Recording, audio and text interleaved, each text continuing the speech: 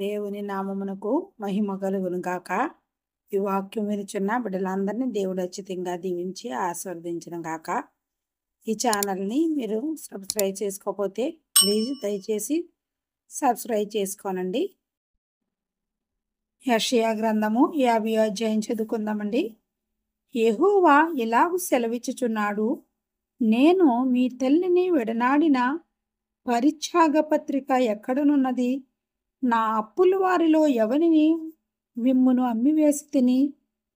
మీ దోషములను బట్టి మీరు అమ్మబడితిరి, మీ అతిక్రమములను బట్టి మీ తల్లి పరిత్యాగము చేయబడెను.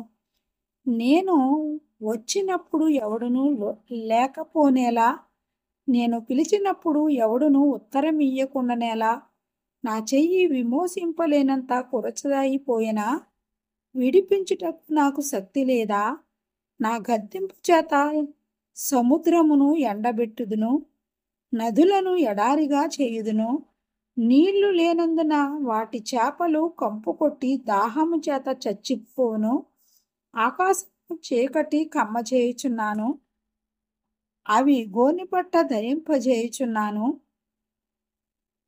అలసిన వానిని మాటల చేత ఊరడించు జ్ఞానము నాకు కలుగునట్లు శిష్యునికి తగిన నోరు యెహోవా నాకు దయచేసి ఉన్నాడు.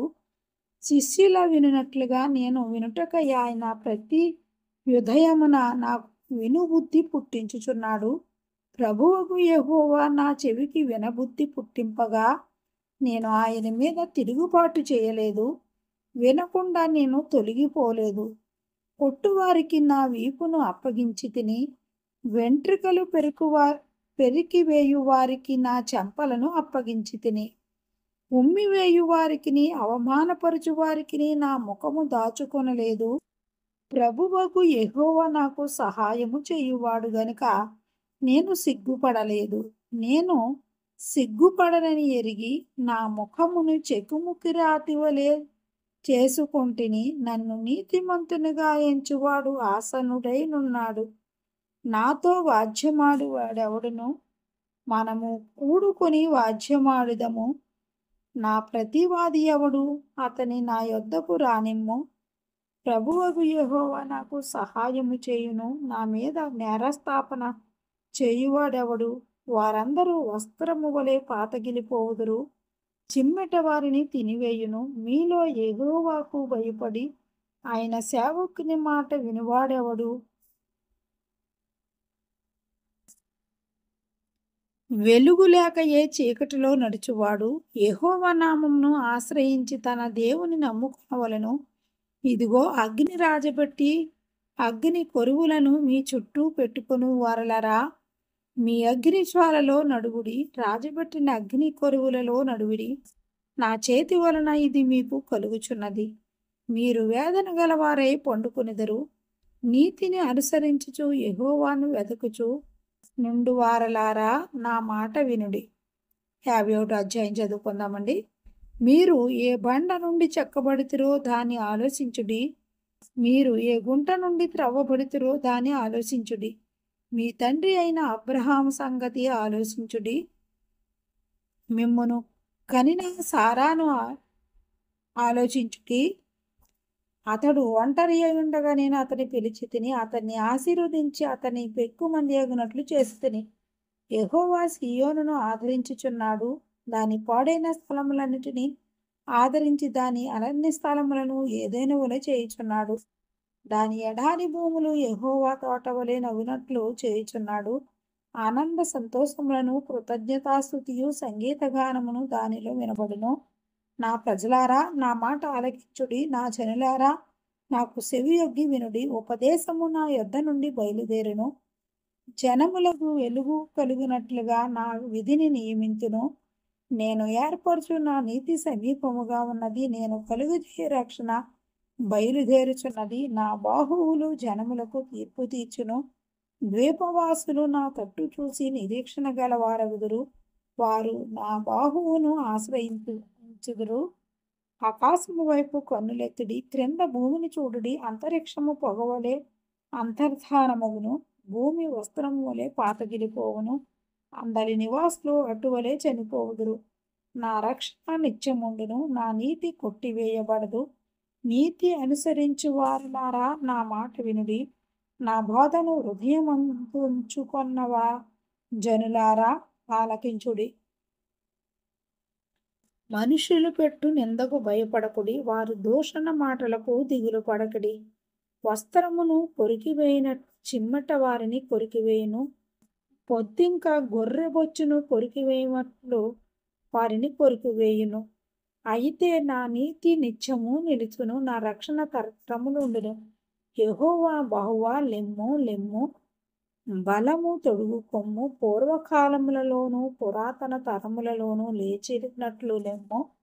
రాహాబును తుత్తునీయులుగా నరికివేసిన వాడు నీవే గదా, మకరమును పొడిచినవాడు నీవే గదా, అగాధ జలములు గల సముద్రమును ఇంపుబోజేసిన వాడవు నీవే గదా.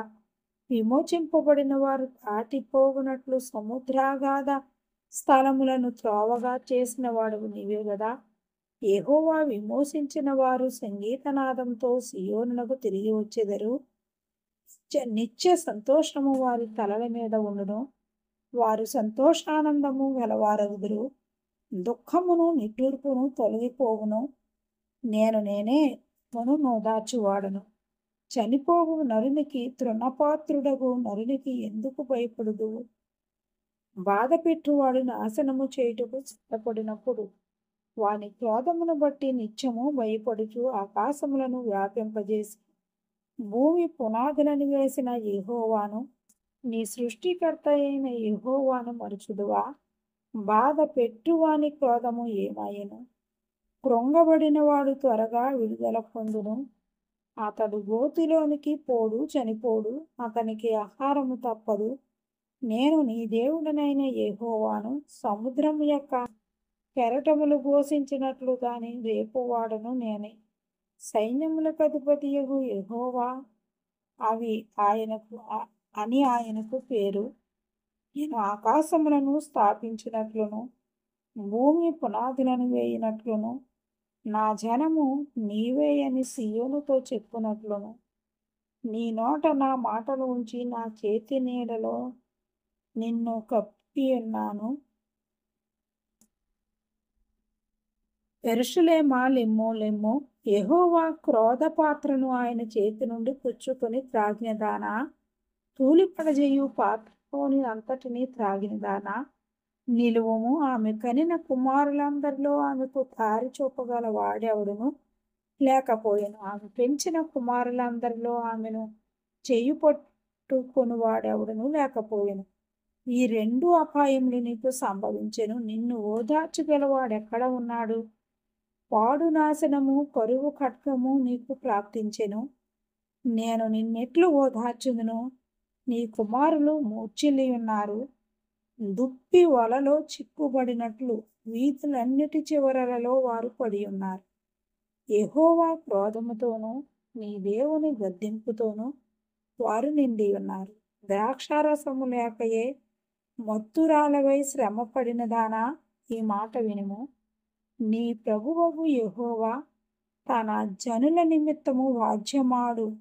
నీ దేవుడు ఇలాగు సెలవిచ్చుచున్నాడు, ఇదిగో తూలిపడజేయు పాత్రను, నా క్రోధ పాత్రను నీ చేతిలో నుండి తీసివేసి ఉన్నాను. నీవికను దానిలోనిది త్రాగవు. నిన్ను బాధపరచు వారి చేతిలో దాని పెట్టెదను. మేము దాటిపోవునట్లు క్రిందికి వంగి సాగిలపడుదుమని వారు నీతో చెప్పగా, నీవు నీ వీపును దాటు వారికి దారిగా చేసి నేలకు దానిని వంచితివి గదా, వారికే ఆ పాత్రను త్రాగనిచ్చెదవు. దేవుడి వాక్యమును దీవించును గాక. ఆమేన్.